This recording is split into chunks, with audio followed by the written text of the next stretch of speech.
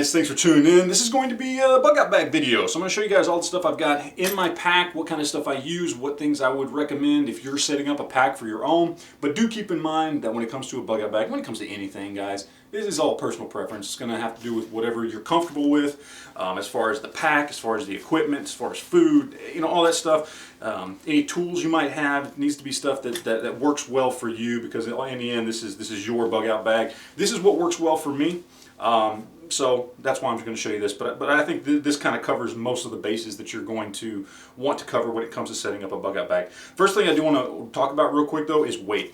I highly recommend you do not have a bug out bag that weighs more than 20 pounds, okay? Mine weighs in at just over 18 pounds, and that's still pretty heavy for a bug out bag. It may not seem like a lot, but try carrying that around for more than 20 minutes, and that's a lot of weight to be lugging around, even for, you know, an adult male.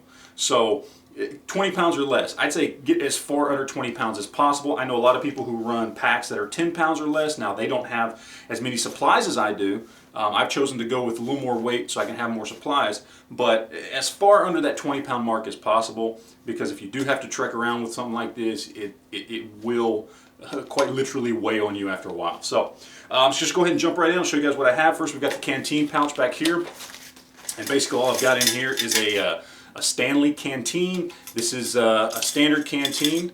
You can open it this way, but you can also open the larger mouth there. The reason that I got this is because not only can I boil water in this, but this mouth here is big enough that I can put pasta, rice, food, things like that, and I can actually boil food in there as well as just use it to put water in or boil water in. So stainless steel, I highly recommend. These things cost about 20 bucks. You can pick them up at Walmart or sporting goods stores. This is a really good option for a canteen to where you don't have to have a separate cup to boil water in or anything like that, and you can do it all in here.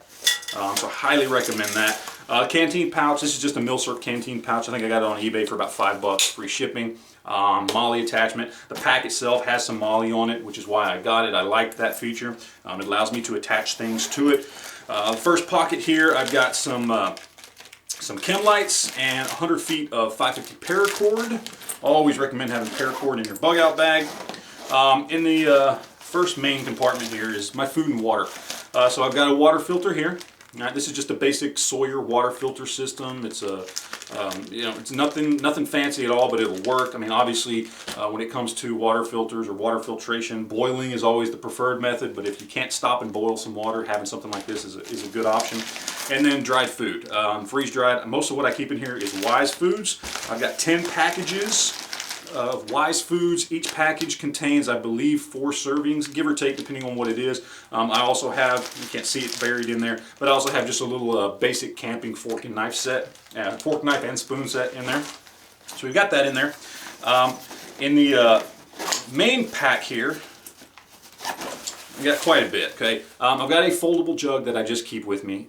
These are good to have if you need to carry more water anywhere, just always good to have. This is just a little poncho rain jacket. This is what I call my bag o' fire. I've got matches, small little teacup candles. I've got a striker. I've got a little bit of lighter fluid for starting a fire. I have a Zippo with some Zippo fluid. So a lot of options there for starting a fire. Yes, it adds more weight. A lot of people would just go with the Zippo and maybe some lighter fluid, or maybe just the striker. Like I said, I like to have more supplies, some more options. I'm willing to go with the extra weight.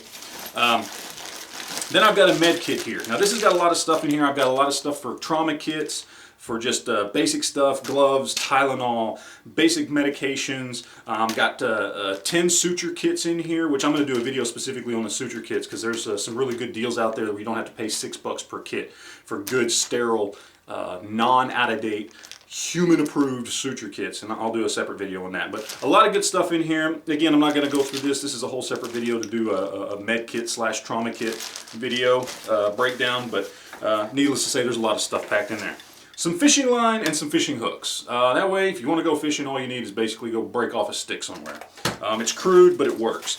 Duct tape. You cannot ever have enough duct tape.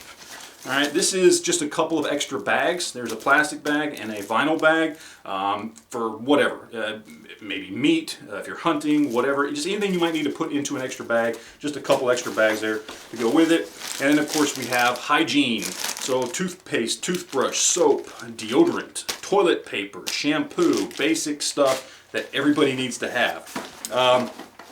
Then I've got a little bit of electrical tape, and at the very bottom I've got a couple cans of Sterno. Again, always to, you know, we're seeing a lot of redundancies here, all right? So that's the basics on the inside of the pack. Now let's look around towards the outside of the pack here and what we've got. To flip the pack over, another thing I want to talk about when it comes to a pack is get yourself a good pack that locks across the front of your chest, because it helps take a lot of the weight off of your back and puts more of the weight up top. Focuses it towards the front of your chest, and that's always a good idea if you're going to be walking for a while. Couple of basic little Midland radios. They got about a 2-mile radius, and I keep extra batteries for those as well. Just a little SOG folding knife. This is a nice little knife. You can pick these up for about 20, 25 bucks. They're not very expensive, but they're very well-made knives. And you should always have some sort of folder with you. You know, it doesn't just have to be a fixed blade. Of course, I've got the Bushnell. This is the 140 lumen Bushnell that I've talked about in many videos. I love these. These are great $20 flashlights, and they run on just one AA battery. Very simple setup right there.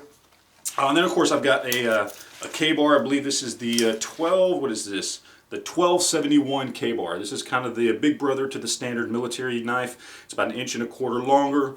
It's got a thicker spine right there, just a bigger knife. I use this because it's a very large, chunky knife, a lot of good weight to it, as opposed to having a hatchet or machete or anything else.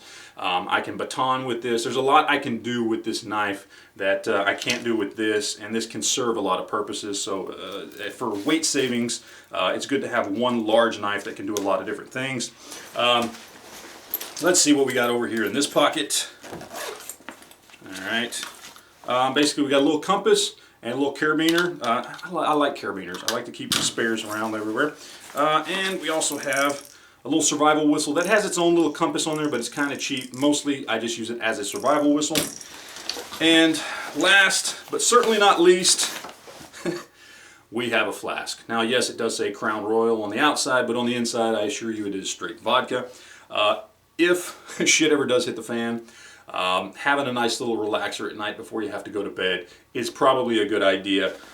Maybe that's just a sign of alcoholism. I don't know, but I keep it in the bag and keep it full just in case. So that's pretty much it. That is what I've got in my pack. I've got food, I've got fire, I've got water, you know, I've got medical, I've got defense, I've got light, I've got communication, I even got a little bit of alcohol. All factors have been taken into consideration. I think this is a good base setup. It's going to offer a little bit more weight than a typical bug out setup is, but this is not intended to be a 3-day, 72-hour kit. This is intended to be a little bit more, plus I have a family, and if something happens I can only grab one bag. I've got a little more food, I've got a few more options when it comes to doing some things. So yes, this is kind of maybe a little bit overdone, but I think it covers all the bases. And so that's pretty much it, guys. There you go. There is my bug out bag and what I run with. So hopefully it was helpful and informative to some of you guys out there. As always, I do appreciate you guys watching, and we will talk to you guys later. Thanks.